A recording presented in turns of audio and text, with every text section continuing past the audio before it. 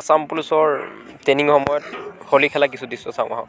আমি কেনেধৰণে হোলী খেলিছিলোঁ। ইয়াত হোলী গোটেই ৰং বিৰং মানে একো মুখত একো গোটেই হোলী সোমাই গৈছে কাৰণে ভালকৈ মাত মাতিব পৰা নাই। এতিয়া হৈছে এইখন আমাৰ লগৰখন আৰু এনেকৈ দি পূৰা এনজয় কৰা হৈছে। আৰু যেতিয়া আপোনালোকে চাকৰি পাব তেতিয়া আহিব ইয়াত গাঁৱত বা ঘৰত বা য'তেই নহওক আপুনি নেখেলা হোলী এই অসম পুলিচত খেলিব পাব বা যিকোনো ফৌজত খেলিব পাব ট্ৰেইনিঙৰ সময়ত। বিশেষকৈ আমি অসম পুলিচৰ কথাহে গম পাইছোঁ কাৰণ আমি এতিয়া অসম পুলিচৰ ট্ৰেইনিং কৰি আছোঁ। আৰু হোলী আপোনাৰ এই খেলটো বহুত ভাল লগা দৃশ্য, কিন্তু কাপোৰ কানিত ফালি পেলোৱাও হয়। তাৰ কাৰণে সাৱধান থাকিব লাগিব। দুদিন হোলী হৈছে প্ৰথম দিনাখনি কাপোৰটো আপোনাৰ চব ফালি পেলাই দিয়া হৈছে, খালি অকল হাফ পেণ্ট আৰু আণ্ডাৰ থাকি গৈছে। বাকী আপুনি টি চাৰ্ট পিন্ধি খালি প্ৰথম দিনা গ'লে আপুনি সেইটো দান দিব লাগিব, মানে ফালি পেলাই দিয়া হৈছে। আৰু এইখিনি হোলীৰ যি ৰং, হোলী আপুনি খেলি যেতিয়া আপোনাৰ মানুহে কোনো কাকো চিনি নোপোৱা হৈ গৈছে। আৰু এই মজাটো জীৱনত কেৱল এবাৰেই পোৱা যায়। সেই এবাৰ পোৱা যায় মানে ট্ৰেইনিং টাইমত। যেতিয়া আকৌ ট্ৰেইনিং শেষ হৈ যাব এইখিনিতো পোৱা নাযায় আৰু ইমানখিনি ল'ৰা একেলগে পোৱা নাযায়। ট্ৰেইনিঙৰ সময়ত যিমানখিনি লগ পোৱা যায় সেই এনেকৈ গ্ৰুপ হিচাপে ফটো মৰা হৈছে এইবোৰ।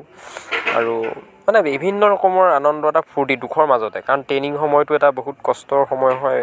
কষ্টতকৈ বিশেষকৈ সময়টো বেছি নাথাকে। কষ্টটো তেনেধৰণে বেছি কষ্ট নহয়, কাৰণ আপুনি ৰাতি 3টা বজাতে উঠিবলগীয়া হয়। 3টা বজাতে উঠি পিনি জোতা পিন্ধি পিনি আপুনি নিজেই নিজৰ ফ্ৰেছ হ'ব লাগিব। তাৰপৰা কাম জাৰি কৰিব লাগিব, গছ লিপাই বা ঝাৰু মৰা। তাৰপাছত গৈ আপুনি আকৌ পিটি যাব লাগিব 5টা বজাত। সময় নাপায়।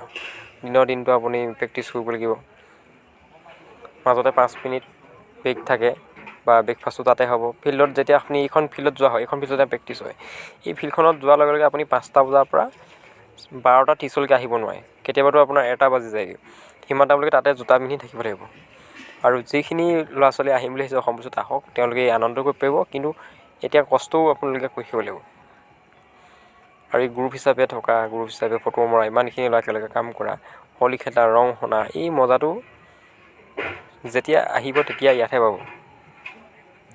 এতিয়া বহুত ভাল লগা বহুত এটা দৃশ্য।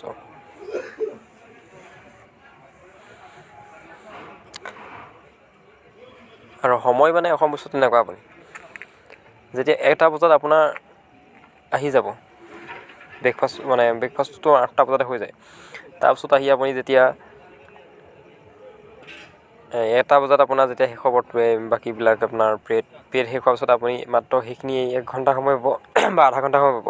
এই আধা ঘণ্টা সময়তে আপুনি ভাতো খাব লাগিব, গাও ধুব লাগিব, আকৌ আপুনি মানে এটা 30ত গুচি যাব লাগিব মেগজিনত আৰ্মছ আনিবৰ কাৰণে, ক্লাছ থাকিলে ক্লাছ কৰিবৰ কাৰণে। তাৰপিছত আপুনি সেইখিনি কৰাৰ পাছত 4টা বজালৈকে আপোনাৰ আকৌ পিৰিয়ড হ'ব। 4টা বজাৰ পৰা আহি আপোনাৰ অন্য গেম পিৰিয়ড থাকিব, গেম পিৰিয়ড কৰিব লাগিব।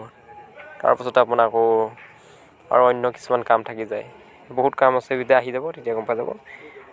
তাৰপাছত আপুনি কিছু সময় পাব আকৌ যাব লাগিব গন্তিৰ পৰা আহি লগালগ ভাত খাব লাগিব। আৰু 9টা বজালৈকে আপুনি কাইলৈ পৰহিলৈ যিখিনি বস্তু কাইলৈ নিবলৈ সেইখিনি সামৰিবলগীয়া হয়। তাৰপাছতে আপোনাৰ মানে 9টা বজাতে শুই দিয়াৰ লগে লগে আকৌ 3টা বজাত উঠি পেলাই শুবলৈ সময় ইমান নাপায়। কিন্তু যি নহওক ইয়াত থকা এইটো এটা মজাটো অলপমান বেলেগ।